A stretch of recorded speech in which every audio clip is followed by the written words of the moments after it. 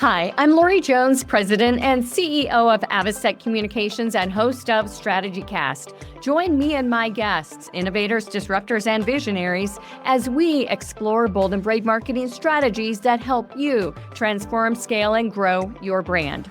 On today's show, I'm joined by Jeannine Shao Collins, Chief Client Officer at Cargo and a force in marketing innovation. From shaping bold publishing brands to co-founding Girls Starter with Al Roker Productions, Jeannine's path is a masterclass in bold leadership. In this episode, we unpack the power of storytelling, the intersection of tech and creativity, and the mindset behind meaningful risk-taking. Welcome to the show. A competitive edge starts with strategy, and strategy starts with knowing how to develop one. StrategyCast is a leading marketing podcast that serves up strategic insights, trends, and tips to help separate your business from the pack. Tune in weekly as host Lori Jones interviews bold marketing leaders who have priceless wisdom and are willing to share. Each episode explores cutting-edge approaches that have proven instrumental in transforming brands into industry trailblazers.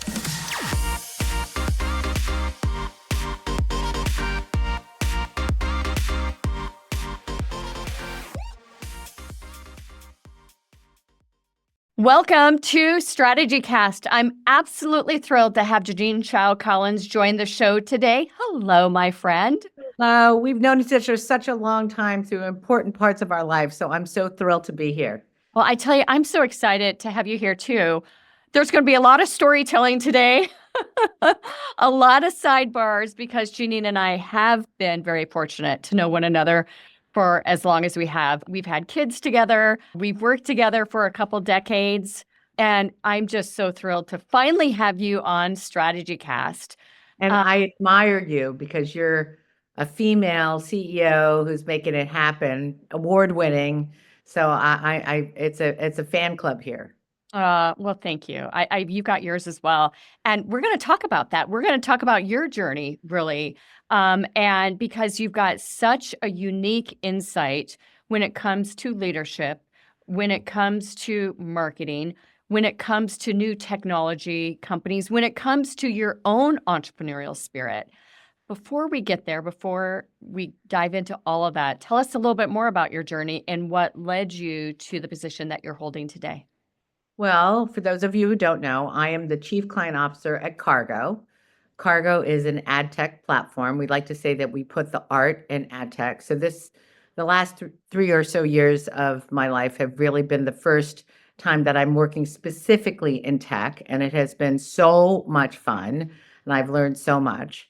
But prior to being at Cargo, I've done everything to work big corporations like Meredith Corporation, where we first met. When I started out in publishing, was group publisher of some renowned brands like Better Homes and Gardens, Parents, More Magazine, and whatnot. And then I moved to have my own company where I produced a television show called Girls Starter with Al Roker Productions. And it was a 6-episode series that really was focused on female entrepreneurship and getting young women to try to become their own bosses. And that was really fun.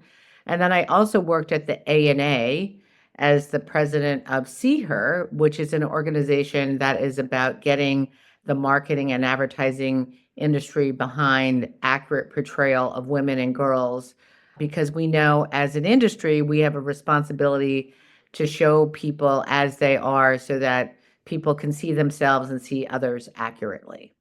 Well, and what I love so much about your entire journey is female empowerment. And if you think about the labels that you worked on at Meredith, female empowerment. If you think about Girl Starter and all these sort of things, female empowerment. And what's unique about the juxtaposition that you had between Meredith and Girls Starter was seemingly you went kind of to a younger age group, knowing how important that is to, lifelong enrichment and decision-making and leadership and so on and so forth. What was that juxtaposition for you? Because you had an incredible ride at Meredith, an incredible ride. What was that juxtaposition for you between Meredith and really being able to wanting to age down, if you will? Well, the way the Girl Starter started, it was really kind of my side hustle for a while in my final years at Girl Starter because it was inspired by my daughter. At the time, she was in high school, and she came back after, listening to a panel about gender equity, and she went to an small all-girls school here in New York, and she said, "Mom, I'm sick of all the whining." I'm like, "Whining?" She goes, "Yeah, everyone's just talking about gender inequality and no one's really doing enough to try to solve it. I'm going to start a club at my school." And a normal mom would say, "Good for you. I'm so proud of you," and just let her go. But because I'm not a normal person, I said, "Well, Julia, that's great. And I think your intention is great, but you're not really going to help anybody." I said, "Because the reality is that your school is so small and you're already pretty privileged and locked in. You really, in order to change this gender equality, you need to be able to scale your efforts and reach a young woman who may not have the same access or as you, or may not be able to see women who in power positions, people like you, Lori, like Thank you. and and so she said, "Well, what should we do then?" And she was a big fan of the Kardashians. I said, "Well, like think about the influence the Kardashians have on the world with their Shelvin show." And we both said simultaneously, "Well, we should create a show." Oh, And I then that's love what we that. did, which is insane. So it started as a side project with my daughter that turned into something massive. And then I eventually left married to do that. Ah, well, what an incredible entrepreneurial spirit as well that you have. And after working under the corporate veil for so long, and truly making an impact, having this epiphany with your daughter, and then here you are in the throes of entrepreneurialism 3 years later because that one conversation led to something so much bigger than probably you ever even dreamed at the Oh, time. 100%. And I think, I'm very much of an optimistic person. And I will say that I'm so proud of the work that we did at Girl Starter and becoming my own boss and raising my own money and, making sure that I made payroll for everybody and lights are on. But I will say that if I had known how hard it is, I don't know if I would have had the same level of guts. I was very optimistic and naive about the journey, and the journey was actually much harder than I anticipated. I am extremely grateful for it because I think as a result of it, I'm so much better as a business person and as a person. But it was hard. It was hard. What was one of the biggest surprises, that you Well, encountered? well, being a CEO of a small company, you're responsible for everything, right? And then at a big corporation, you have departments. Yeah. So I'll give you an instance. We came out with an article in the Wall Street Journal about the company. Shortly after, we were sued by another small company for trademark infringement, which they had no case, but because they saw our article in the Wall Street Journal, they really thought that they had could go after, and we probably had a lot of funding. But the reality is we did not have a lot of funding. Right. So we were sued by this other entity because of trademark infringement, and I couldn't just pass this off to my legal department the way that when you're in a big corporation, just say, "You deal with it. I need to do this on the business and produce a show." I had to go hire a lawyer, get involved. Like you have to do everything. So Yeah. I think that the biggest difference is that as a leader of a small entity, you have to be everything. Yeah. You have You to, do. yeah, you really, what is that phrase? Chef, cook, and bottle washer. Yeah. You really have to be all those things. It truly is a juggling act, and I use this phrase all the time. We play whack-a-mole. So Yeah. it's, okay, which one are we gonna go after? Not today, but in the next 10 minutes, in the next 30 minutes, and so it truly is. I mean, I think it takes a very, very special person, which you are, to lean into that entrepreneurial journey. And so many of our listeners are today as well. And it takes a lot of guts. It takes a lot of perseverance. And I believe that's innate as well. Yeah. It's like you either have it or you don't. Well, it really is hard. And I would say, I think you have to have a certain level of resilience as an entrepreneur, that when you work in corporate, it's not like you're not working hard. It's just different. But the resilience that you need as an entrepreneur is that you're responsible for the lights going on, the toilet paper in the bathroom, and frankly, if you have employees, their livelihood. Yeah. So it's a different level of responsibility. It's kind of like you own the house. Right. And when you work in a corporate department, you still work hard. But it's just not the same pressure. Yeah, I'll never forget. I was laying in bed one night, could not sleep. And, I was in a very, similar situation, asking myself how I was going to make payroll the following week.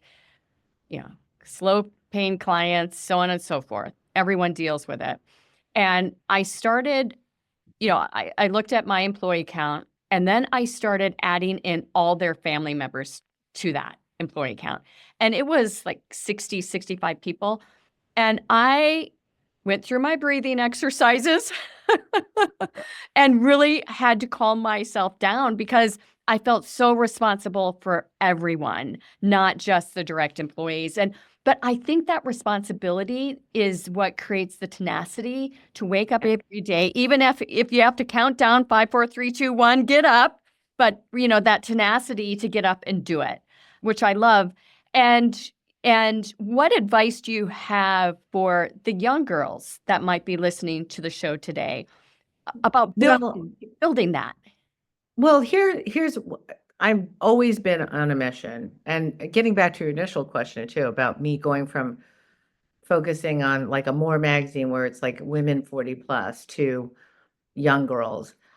I really believe that it's important that there's a lot of reverse mentoring going on, right? Because especially in this age, digital age, like us women who are more mature in our lives should be learning from the young people, and the young people have to be learning for us. So the advice that I give to the young women in particular is that, take every opportunity to continue to learn, and you need to elevate your risk tolerance. Because when I was at More magazine, we did this whole study that said that women will not go for a promotion unless they feel confident about 90% of what the job description is. Mm-hmm. Where a man will go for a promotion if they only really feel confident about 25% of what the job description is. And they say to themselves, well, if that guy can do it, so can I. Yeah.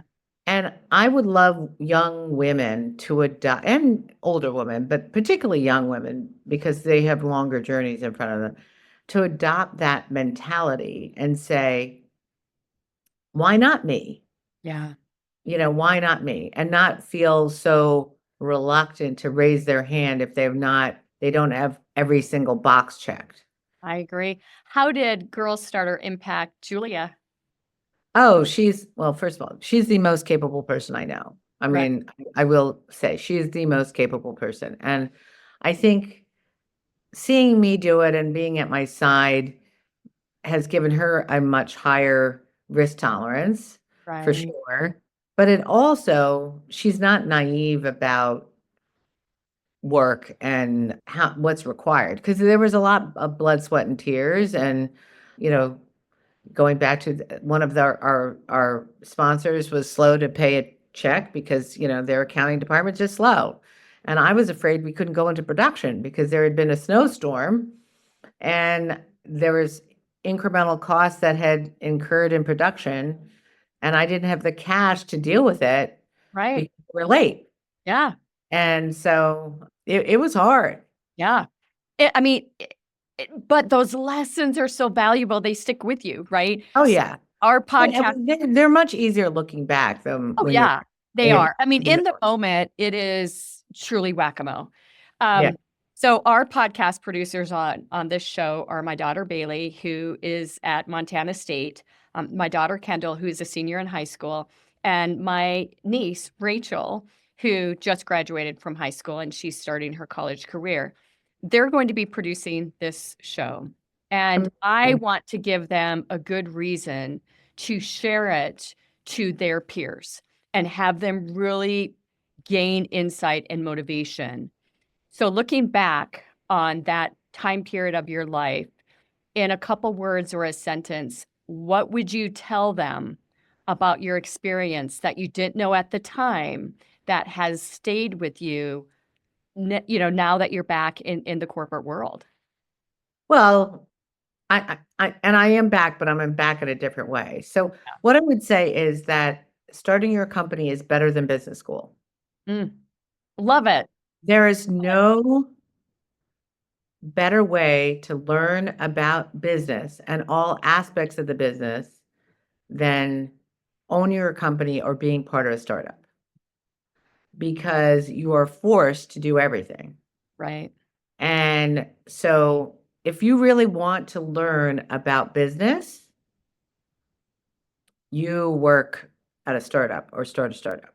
Yeah, I could not agree more. I think that's where you really roll up your sleeves, your hands get dirty because you are, even in the marketing world, I mean, we're a small company of about 20 people. And I think we build better marketers than the large agencies because they are so scrappy. They do have to learn so much about transitional training and, cross training and stuff like that. And I think we just breed smarter people. Well, you see, the biggest difference is that you see the whole picture, Exactly. Yeah. right? Like you Yeah. see your client's whole business, Yeah. right? Because you have to.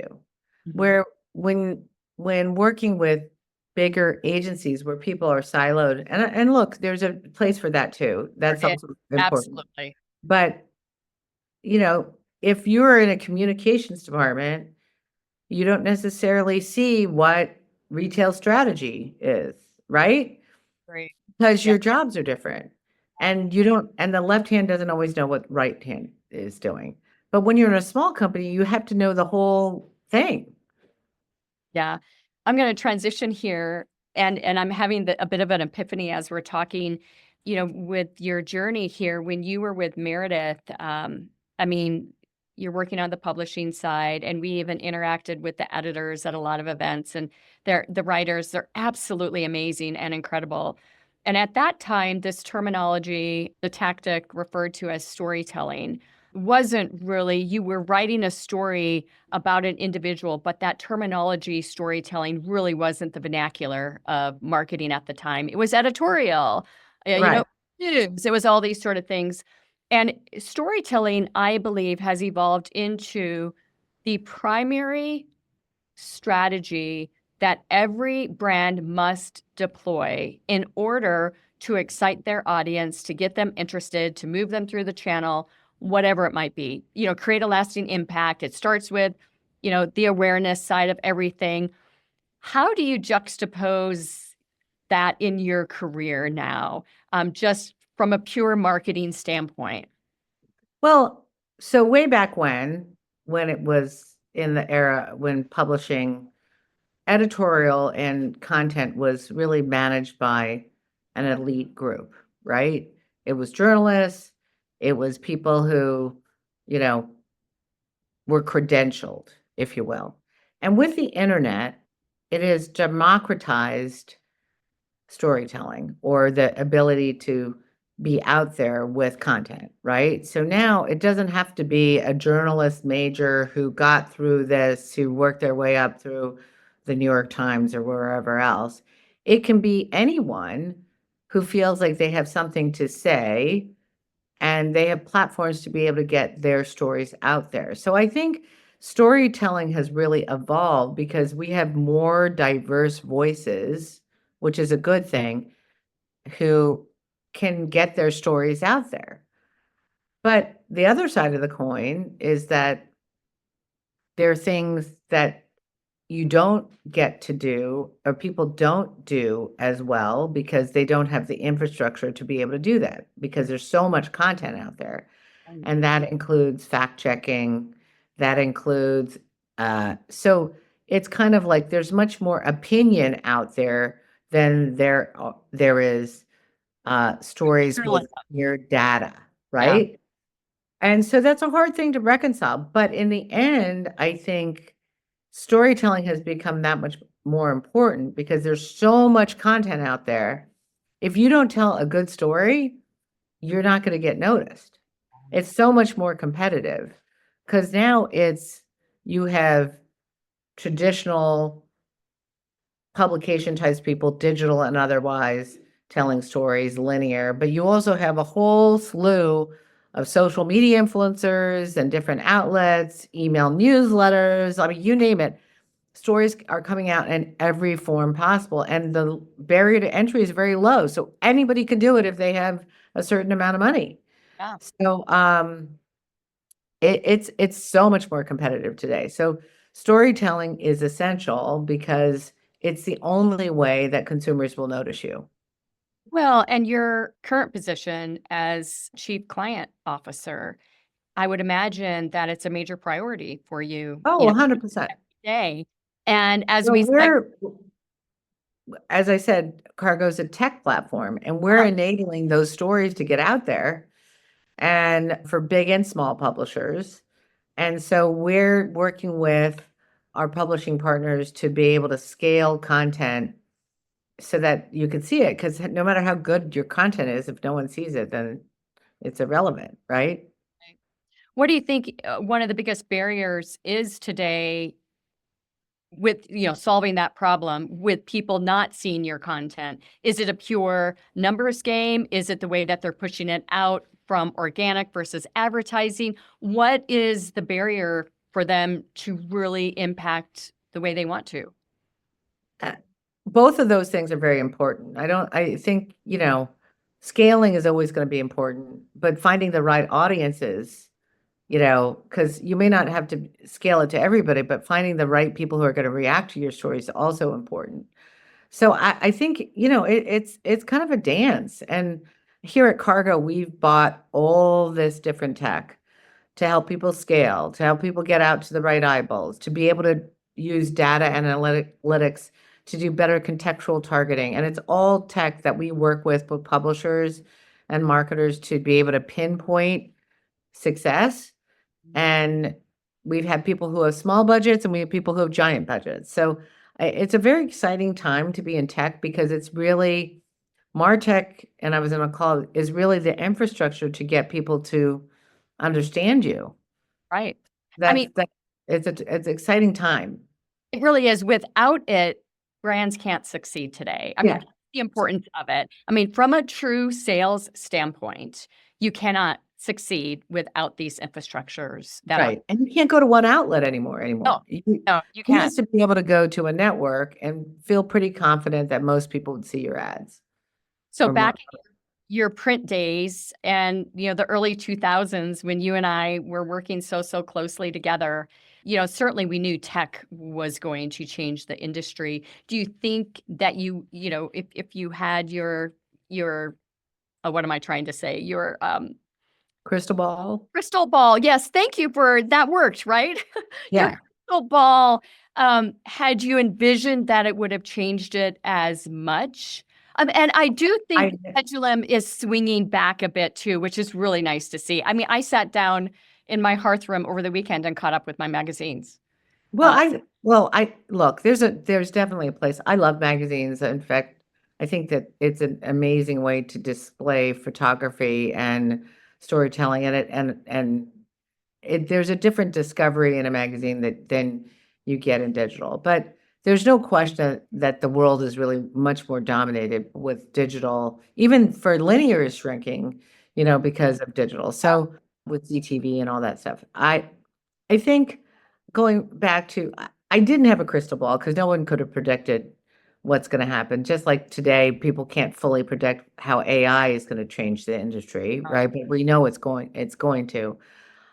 I was lucky in the sense when I was at Meredith way back when, I was group publisher over a bunch of magazines, and someone tapped me on the shoulder and said, we have all these emerging platforms, social, and it wasn't even called social then, it was called new media strategies. It was like, they didn't Yeah. know what to call it, and blogs and all these other things and digital.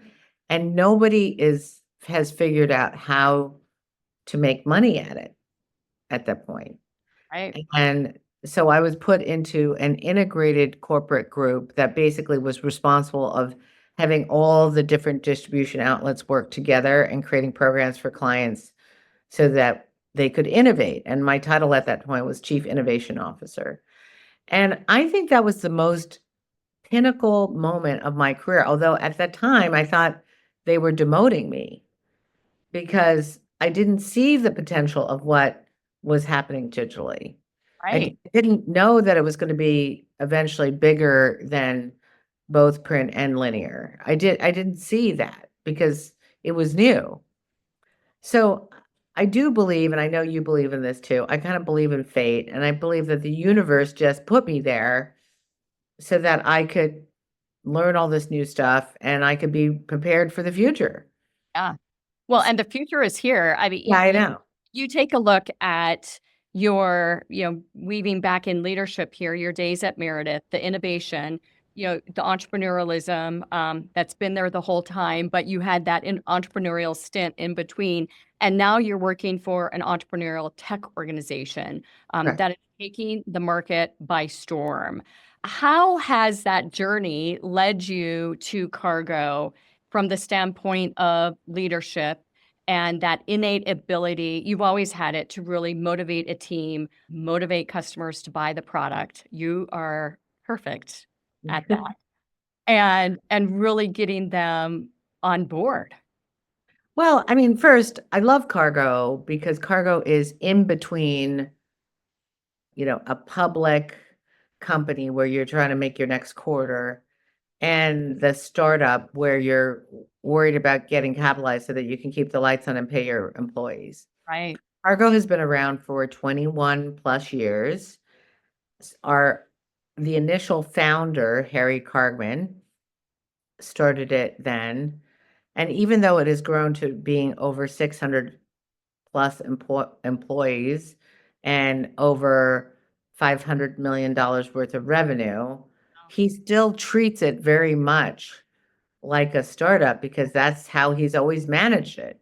Yeah. So I love Cargo because it's the best of both worlds. Like Yeah. we are fast, we're willing to take risks, we take chances, but we're well capitalized.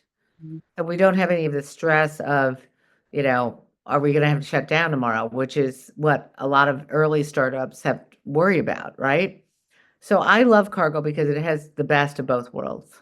Yeah. It's a real gift to work for someone like that. That entrepreneurialism is truly lost. I mean, once you get past 50, in a lot of situations, not in Oh, 100%. but in And a he lot has of. great vision. Oh, yeah.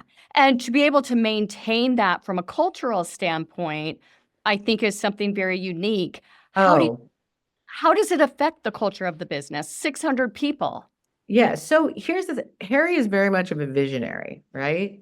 And we just walked by my office. And That was very cool. yeah, and that's kind of crazy. Yeah. And he saw way back when, because we started with mobile, right? And this was 21 years ago. He saw that mobile was going to be massive. Yeah. This 21 years ago, not everybody even really were doing that much with their cell phones. Smartphones were definitely not there. Like he started in ringtones and wallpaper, Yeah. which is kind of crazy. Oh, And he's always been able to see around the corner of what the next big thing was going to be. So a couple years ago, he bought a CT tech company. wow. And he also just bought a commerce company that helps marketers sell more product in the walled gardens like Meta or Pinterest or TikTok or whatever. So is able to see what the next trends are in marketing and advertising and tech. And so he has been really good about acquiring adjacent tech companies to be able to put better creatives in front of people, no matter what the screen is. Yeah. So And I think that's a unique ability. I think so too. I mean, it takes incredible vision, as you've stated. And I'm having a bit of an epiphany right now. Cargo's been around 21 years. Avocet's celebrating its 45th anniversary. Oh, wow. I know Meredith. How long has Meredith? Oh, 100. Yeah, exactly. Incredible. But think back to the evolution of that business today, and really relevancy is key. Staying relevant is even more key. If we take a look at the changes in marketing over 45 years, I remember, not that I started with the company 45 years ago, but I remember when I did start, we were using wax and film to lay out brochures. And my father wanted to make sure I understood every aspect of the business. So I had to learn that. I had to learn everything. And then where we are today, staying relevant. You mentioned AI a minute ago. Staying relevant when it comes to that and trying to be ahead of trend is absolutely key. What advice do you have for our listeners today about how they do stay relevant and make sure that they can talk about the eras that they've been in business downstream? So first, I mean, you have to be an active learner, right? So which includes everything from passive learner, like read everything, absorb videos, take courses through the ANA, whatever. It's like, I think that's all really important. But so passive learner is being very important, but also you have to be an active learner in the sense that you need to be able to experiment. And I think that every company should have a place where they experiment and that you're tolerant of risk. Because inevitably you're going to fail and you're going to try new things, and some of it's going to work, some of it's not going to work. You're going to want to evolve it. So one of the things that we do here at Cargo, we are very risk tolerant in the sense that with all these new technologies that we're buying or using, we know that not everything that we produce is going to make it to the market as it is. We're Right. going to have to innovate, iterate, all that. So when we try something or work with a partner to try something, we have to be experiment, test, learn, fail, get up, take those, apply that and do it all over again. So we just hired a CTO who has 18 patents. Wow. And it's really important for us to take our new technology to certain clients and start testing. Yeah. I love that mindset so much. We were in a planning session this morning and we were talking about virality and this mindset that it just happens like that. And I gave an example of a very, very large brand that wanted a piece of video to go viral. And they knew they needed to produce 10 totally different concepts in order to get one of them to go viral. And by the way, they spent $1 million on each. Oh, so $10 a million, lot. and they knew the ROI would be there. My point is this: investing in innovation, investing in new, investing in trend setting should be a line item in every budget. And knowing and having the propensity to know that failure is absolutely imminent in some of it is what I don't think a lot of people understand. Yeah. I think it's hard for people. I think people look at failure like, it is a four-letter word, a real four-letter word. Yeah, But I think people have to look at failure as a learning opportunity. as growth. Yeah. Yeah. Yeah, I totally agree. Thinking about that and thinking about your career and the incredible success that you've had. And failures and Yeah, I failures. was going to say, as being a visionary and innovator, having the door slammed in your face, maybe not having hired the right person, whatever it might be. What is the biggest lesson along the way? Or maybe something that you've said, okay, I will never do that again, but what did you learn from it? Well, you and I have talked about a little bit of this. I mean, who you surround yourself in life and work is key. Yeah. And you're not going to get it right all the time. But hiring that toxic person or being adjacent to that toxic person is the worst. Yes. And I think it's kind of like hi surround yourself with people that you respect, admire, and have a lot of integrity, and you will do well. Yeah. And sometimes you get it wrong, right? But it's like really important that you have the right people surrounding you. And you and I have both gotten it wrong in a big, big way. Mm.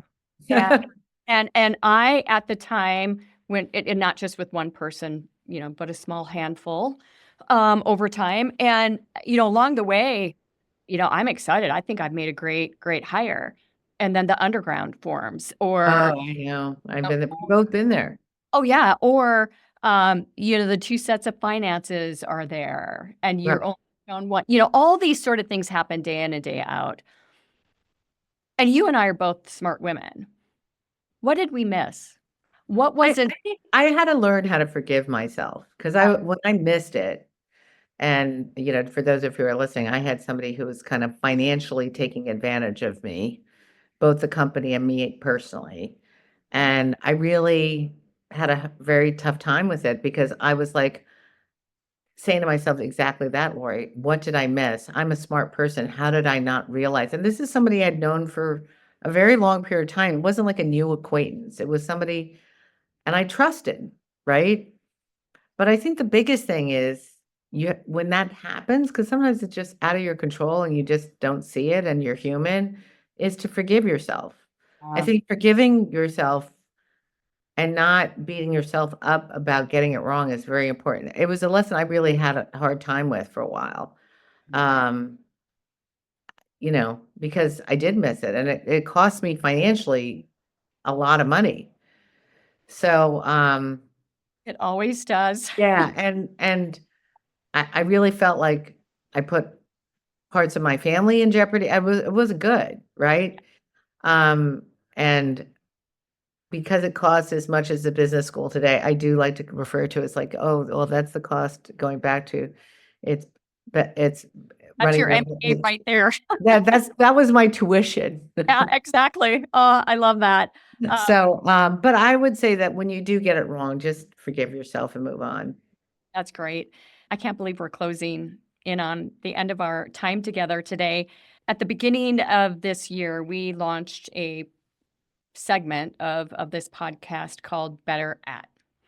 And one thing that I think is so appropriate for this discussion today is we are always trying to be better at something, you and I, and the people around us are always trying to be better at something. And I think from a leadership and a visionary and an innovator and a disruptor standpoint, if we as leaders can look at better at to try to help someone else be better at something, then we are really accomplishing so much. And that's like the giving heart that we have, right? We want to see everyone around us 100%. succeed and grow and just do such amazing things. So, as we're closing out today, what is your better at advice for our audience? What advice do you have them taking everything that we've talked about today on something they should key in on being better at from a learning think standpoint? I think everyone in life should be better at being curious. Ah, Because if you're curious, you are a great listener, you're a great investigator, you want to figure out solutions. So if we are better at being curious and absorbing what's around us, I think our work will be better, our personal lives will be better, and, like, figuring out what makes people tick, what makes tech tick, well, all that. So, be better at being curious. well, and what I love about what you've just said is that curiosity is what got us here. Yeah. That curiosity is what helped us stand the test of time over the I decades that we've either been in the industry or Yes. worked at Avocet. That curiosity is why we're building trends, not following trends. Um, all of that is, I love that. We've got curiosity printed on our cups at Avocet because curiosity is, yeah, it's so important to what we do day in and day out. We have to be curious to ask the right questions, to uncover the sweet spot, whatever it might be. I don't want to say goodbye to you today. I just saying goodbye to me because we're friends. I know. This has been a lot of fun. It has been fun. What is the best way for our audience to get in touch with you? You can email me at Jeannine, JeAnnine at Cargo, KARGO.com. That is wonderful. At Cargo. And if you'd like to get a hold of me, you can email me, Lori, Lori, at StrategyCast.com. Jeannine, you have been an absolute gift today. Thank you so much for your appearance on StrategyCast. Thanks, Lori. That's a wrap. Thanks for joining us on today's show. We hope your strategic brains are spinning with new ideas and bold inspiration that will elevate your strategies and marketing know-how.